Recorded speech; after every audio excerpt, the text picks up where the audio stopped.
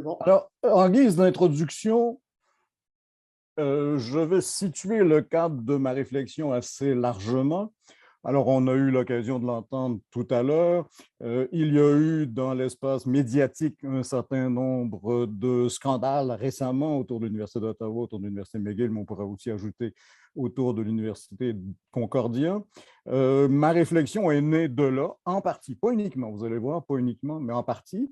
On a entendu beaucoup de choses dans le cadre de ces scandales médiatiques. On a entendu des choses qui, pour moi, sont parfaitement légitimes. Il y a eu des revendications qui, pour moi, méritent d'être retenues, d'être interrogées. D'autres qui le sont moins, je ne parlerai pas de celles-là aujourd'hui. Ce que je vais faire porte essentiellement aujourd'hui sur l'enseignement des œuvres du passé et de ma position qui est celle d'un historien de la littérature. Je ne suis pas tout à fait sûr que la question se poserait dans les mêmes termes pour des œuvres contemporaines ou pour des œuvres plus récentes. Je laisse la question ouverte, je ne vais pas l'aborder, je vais travailler moi sur des textes anciens, mais il se trouve que le hasard des lectures fait que je relisais Kamouraska et La Mélanchier au moment où ces scandales médiatiques ont eu lieu. Et j'avoue, ce qui n'est pas peu dire que devant certains passages de ces textes, les cheveux me sont dressés sur la tête. Alors, j'enseigne depuis très, très longtemps. C'est pour ça que je peux prendre ma retraite. J'ai donné mon premier cours à l'université il y a 40 ans. Je suis professeur à l'Université de Montréal depuis 30 ans. Donc, ce que je vais faire est évidemment teinté par ces expériences diverses et ces expériences diverses en cours de transformation de mon propre enseignement. Je vais travailler sur une œuvre classique, Candide, d'un auteur classique, Voltaire. Et si je me fie aux deux études que vous voyez sur la diapo à l'écran actuellement, c'est une œuvre classique, pas seulement à l'université, Candide et Voltaire, mais c'est aussi vrai au cégep et c'est aussi vrai au secondaire. Donc, on est bel et bien devant des œuvres lourdement chargées sur le plan de la transmission littéraire et de la transmission historique. Je vous cite une phrase d'Italo Calvino et je vous dis ensuite pourquoi. Ça vient de ce texte absolument capital qui s'appelle « Pourquoi lire les classiques » de 1981. Les classiques sont des livres qui, quand ils nous parviennent, portent en eux la trace des lectures qui ont précédé la nôtre et traînent derrière eux la trace qu'ils ont laissée dans là ou les cultures qu'ils ont traversées, ou plus simplement dans le langage et les mœurs. Qu'est-ce que ça signifie, cette phrase? Ça veut dire que les classiques nous arrivent toujours précédés de leur réputation. Et cette précédence des classiques peut mener à une certaine forme d'atrophie de la lecture. Parce que ces œuvres viennent justement précéder avec leur prestige et leur caractère, je dirais, canonique, on peut avoir plus de mal à les mettre en question. Alors, il se trouve que j'ai pas mal abordé ces questions de canonisation à la fois dans mon enseignement et dans le livre auquel Marcel faisait allusion, Nos Lumières. Il me semble que la canonisation, on peut la ramener à deux phénomènes principaux, ce que j'appelle la réduction et ce que j'appelle l'accumulation. La réduction, prenons Candide, la réduction à une phrase. Quelques arpents de neige vers le Canada. C'est ça, Candide, dans le discours commun québécois depuis le 19e siècle. C'est évidemment pas vrai en France. Il n'y a pas de Français qui deviennent fous parce qu'ils lisent quelques arpents de neige vers le Canada.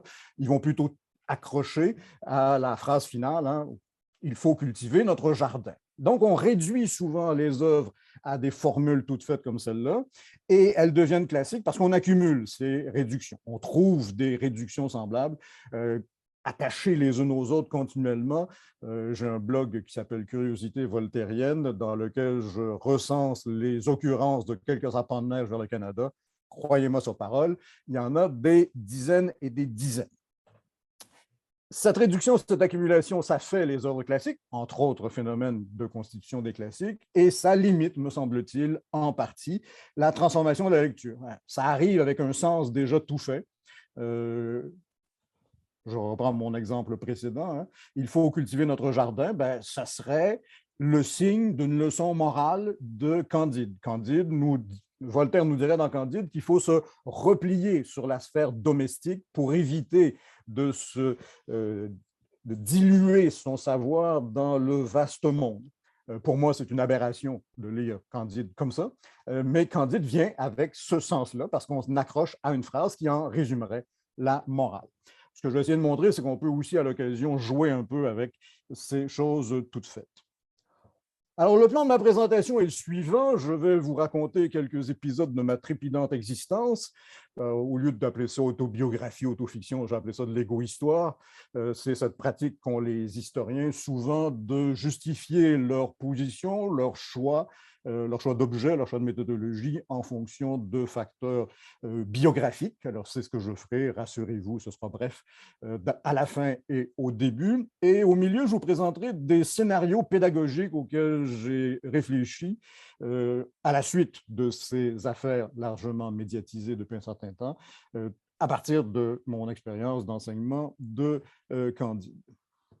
Premier élément d'égo-histoire, c'est pour ça que je suis là aujourd'hui.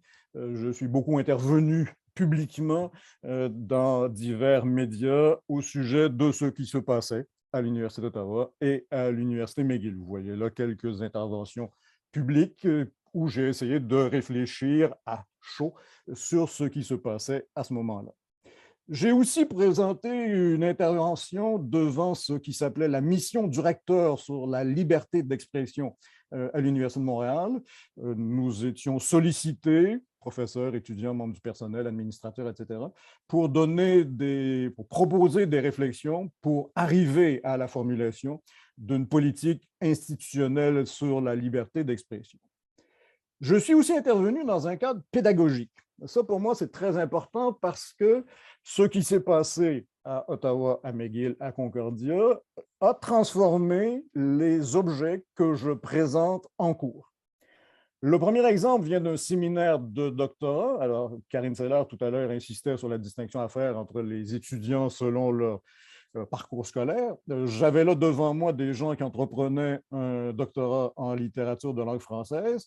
Il me semblait impossible de ne pas aborder avec eux des questions liées à l'enseignement et liées à des difficultés potentielles d'enseignement. Donc, je l'ai fait pour des étudiants de doctorat, je l'ai fait pour des étudiants de deuxième année de baccalauréat dans un cours qui s'appelle Questions d'histoire de la littérature, où j'ai abordé la question de l'enseignement des classiques, ce que je disais tout à l'heure, et du fameux mot en N, c'est ce dont je parlerai aujourd'hui.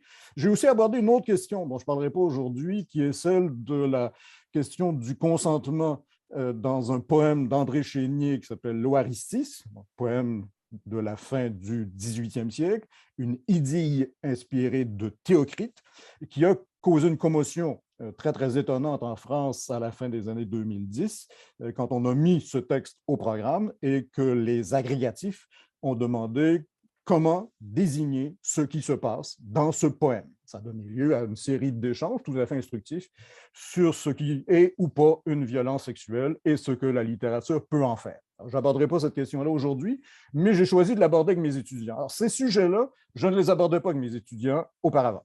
Je les aborde maintenant parce qu'il me semble que l'actualité nous oblige, comme prof, à aborder ces questions-là. Premier élément d'égo-histoire. Deuxième élément, alors c'est vrai, un dernier élément, je parle de Candide, mais évidemment, vous voyez bien comment je suis mal pris, moi, quand je vais enseigner Montesquieu, Rousseau, Diderot ou Sade, j'ai du scandale à n'en plus finir. Ce que je résume généralement par cette phrase simple, qui me semble assez claire, le passé est un endroit désagréable. Et donc, quand on lit des choses du passé, on lit des choses qui heurtent nos valeurs contemporaines. Évidemment, c'est très vrai pour les textes sur lesquels je travaille. Ce sont tous des textes que j'ai mis au programme à un moment ou à un autre. Deuxième élément d'égo-histoire. Il y a 21 ans, aujourd'hui même, je faisais à l'université un séminaire qui s'appelait « Relire et enseigner Voltaire », qui était en fait « Relire et enseigner Candide ».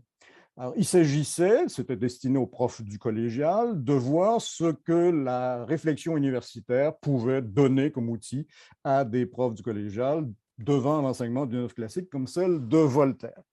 Alors, j'ai été assez amusé tout à l'heure d'entendre Karine dire qu'un des problèmes que rencontrent les profs de cégep aujourd'hui, c'est la perception de l'ironie, parce que c'était déjà un problème qu'on m'avait indiqué, à mon grand étonnement de prof d'université, le 13 janvier 2001, en me disant les lecteurs cégepiens, souvent, ne voient pas que Candide est une œuvre ironique. Ce qui me pose évidemment un problème, parce que quand on me demande de définir l'ironie, Ma réponse est toujours allez lire Candide. Candide, c'est l'œuvre ironique par excellence. Voyez bien aussi là, que je joue sur deux niveaux différents. Hein. Je n'ai jamais enseigné au cégep. Donc, je ne vais pas vous donner de lecture sur la façon d'enseigner Candide ou Voltaire au cégep. Le lecteur postulé ou le lecteur réel dont parlait Marcel tout à l'heure, ces deux lecteurs-là ne sont pas les mêmes pour moi et pour ceux d'entre vous qui enseignez au collégial. Mes lecteurs, en théorie, sont assez sensibles à un phénomène comme l'ironie.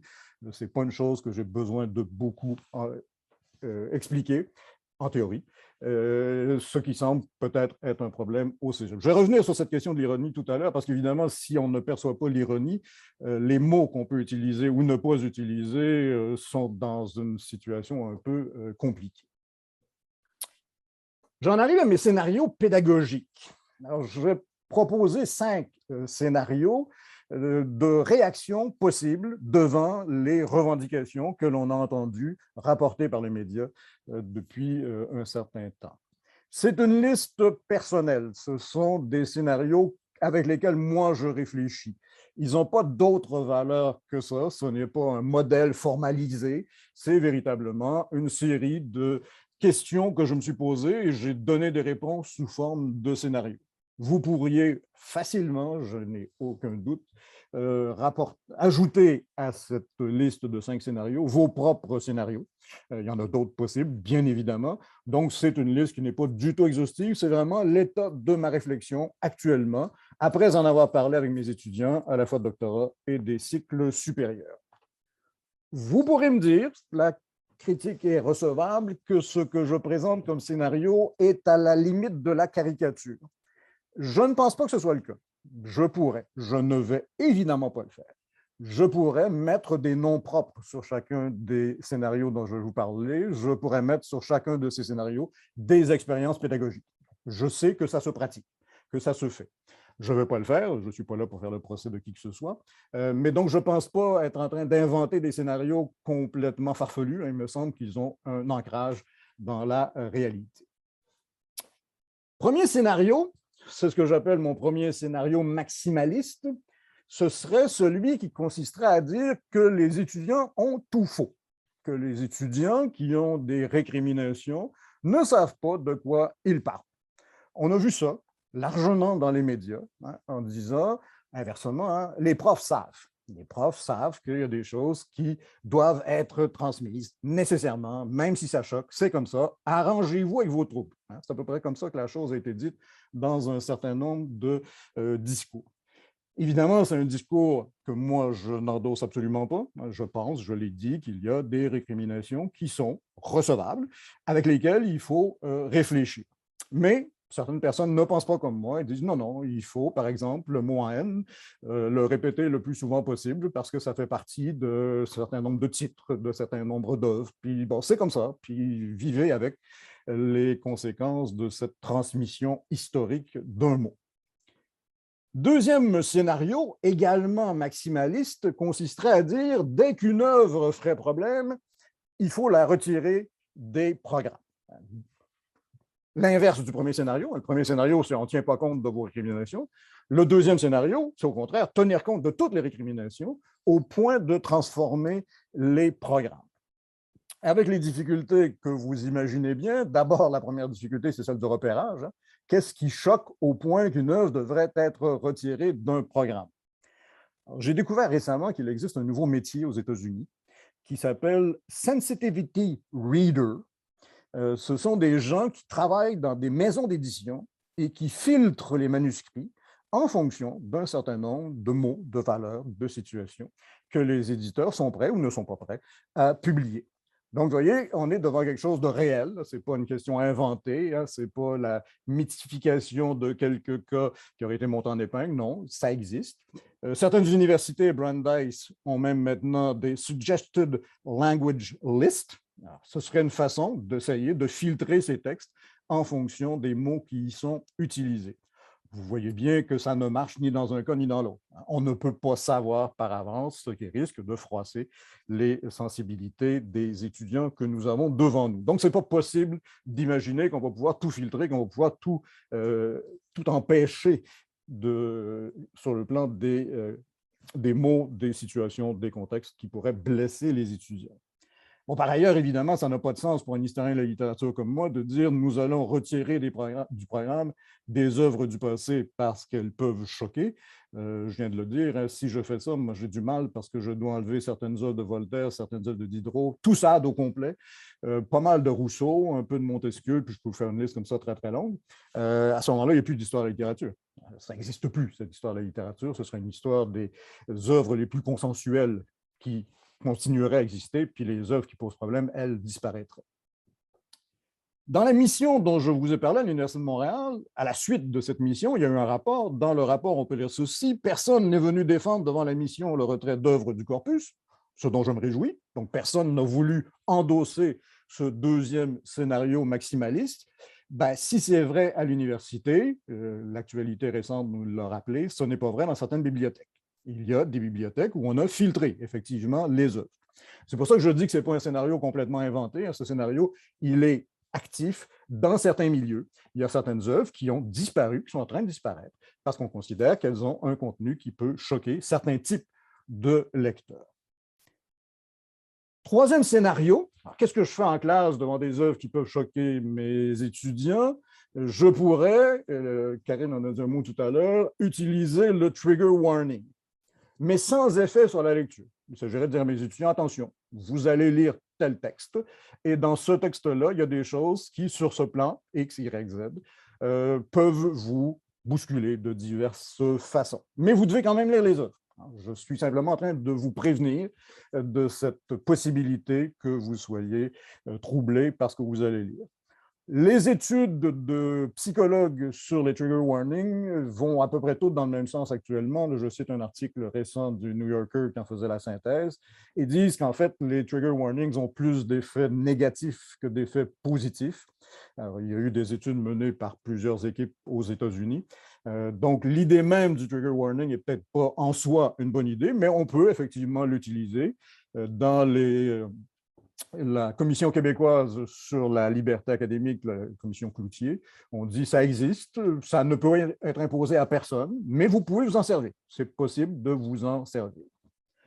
Quatrième scénario, toujours avec les trigger warnings. Donc, l'idée qu'il y a des trigger warnings, mais que les étudiants peuvent lire ce qu'ils veulent lire.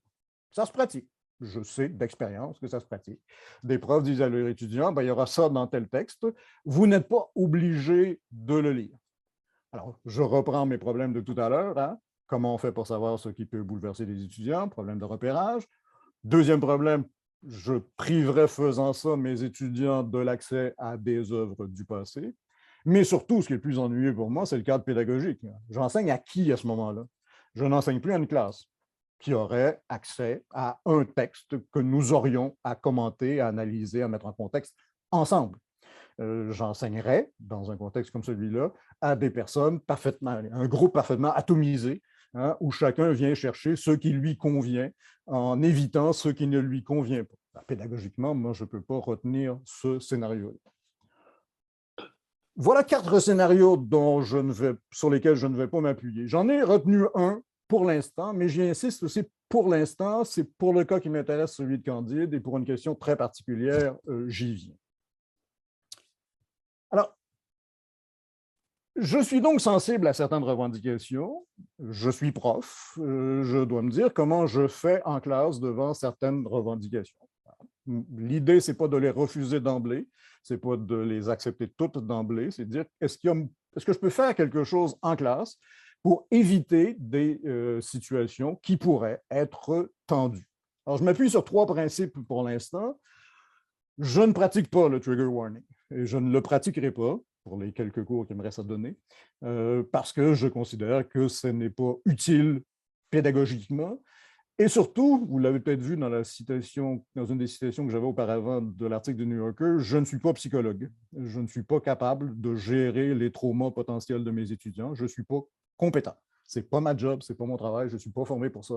Je ne peux pas, dans une situation pédagogique, me substituer à une relation qui serait de nature d'aide psychologique. Donc, moi, je ne crois pas aux trigger warnings, je ne vais pas les utiliser. Je vais utiliser des textes dont je sais qu'ils peuvent, ça c'est déjà avéré, bousculer mes étudiants. Je vais continuer à les mettre au programme. Le passé est un endroit désagréable, mais c'est l'endroit où je vis, si je puis dire, quand je suis prof de cours d'histoire de la littérature. Il y a manifestement une entente assez généralisée là-dessus dans les débats actuels.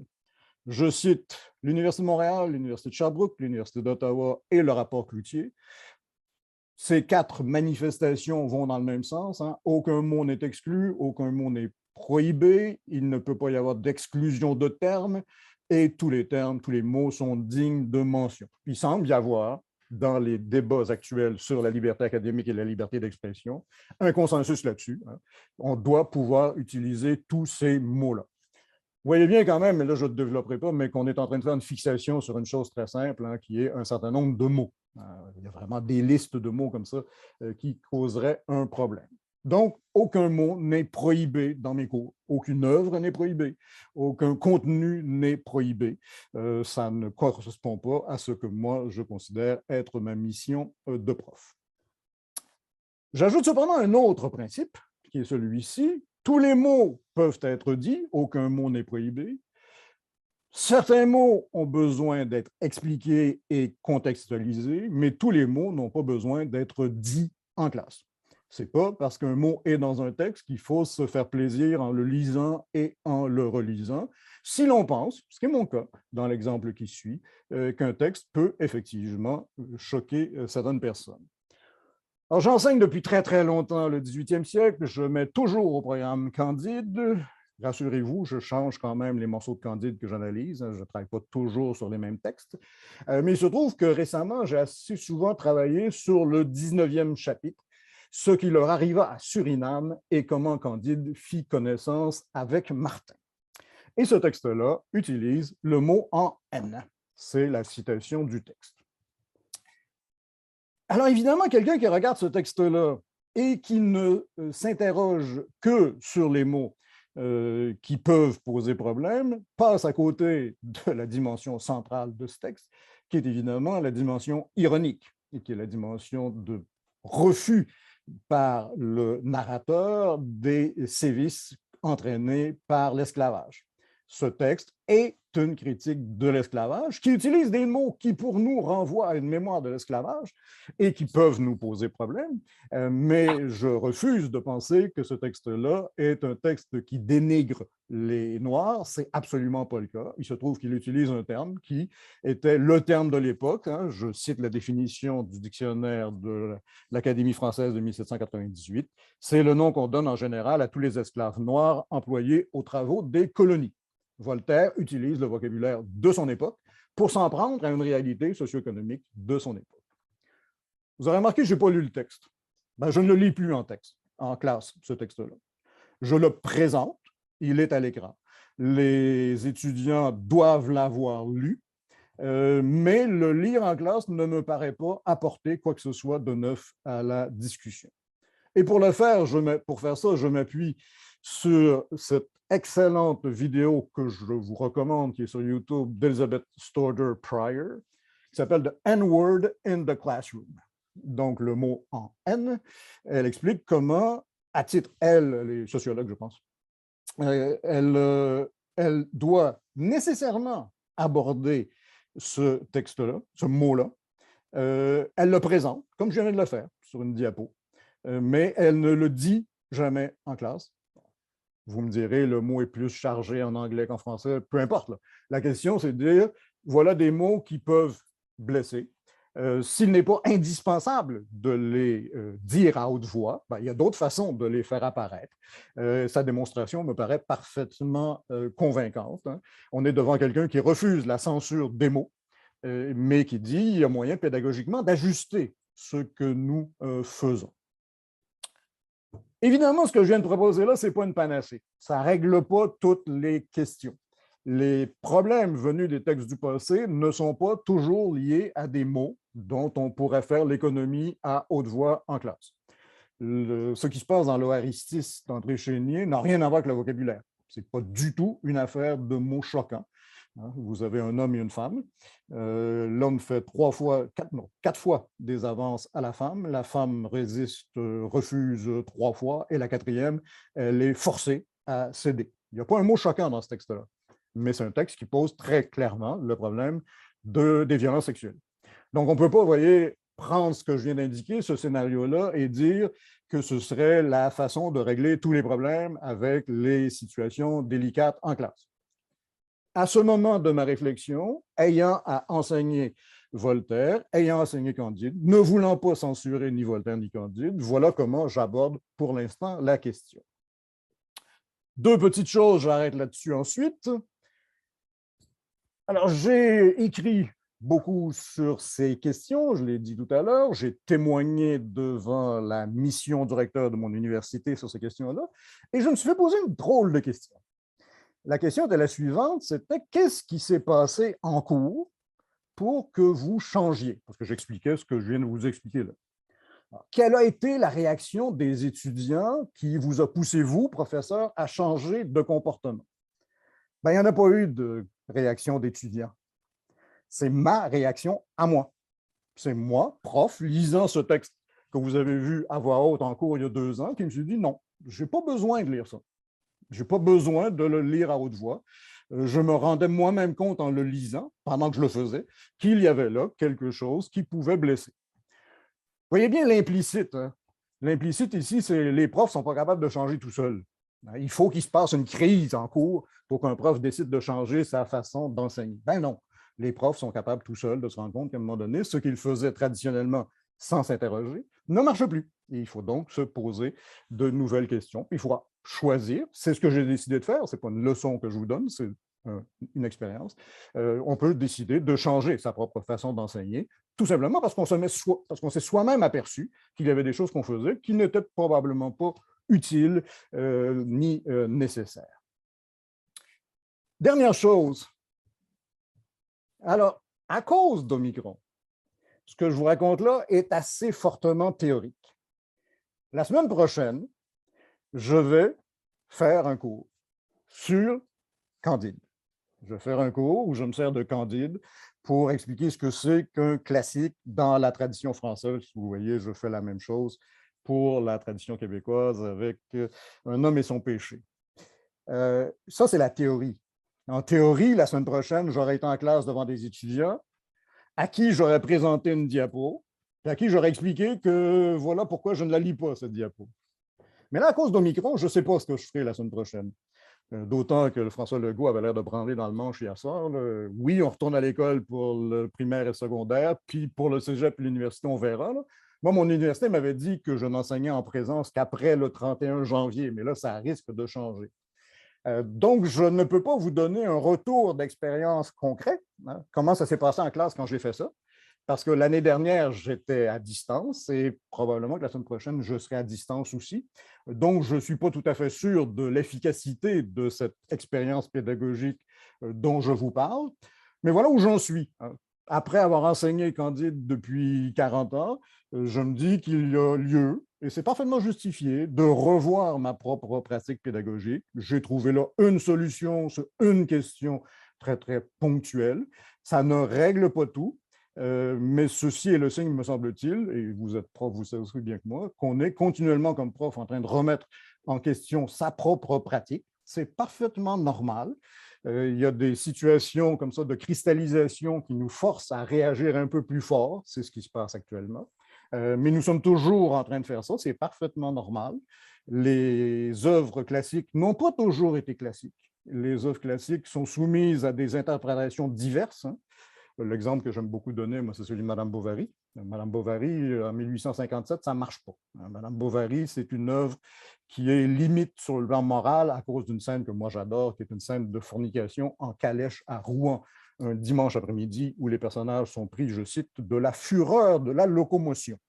Cette œuvre, elle est devenue historique, elle est devenue classique, pardon, et les interprétations qu'on en a faites ont changé. Ben, mon interprétation de Candide change actuellement, et elle va encore changer jusqu'au 1er octobre 2023, je l'imagine. Après ça, elle changera aussi, mais dans un autre contexte. Merci.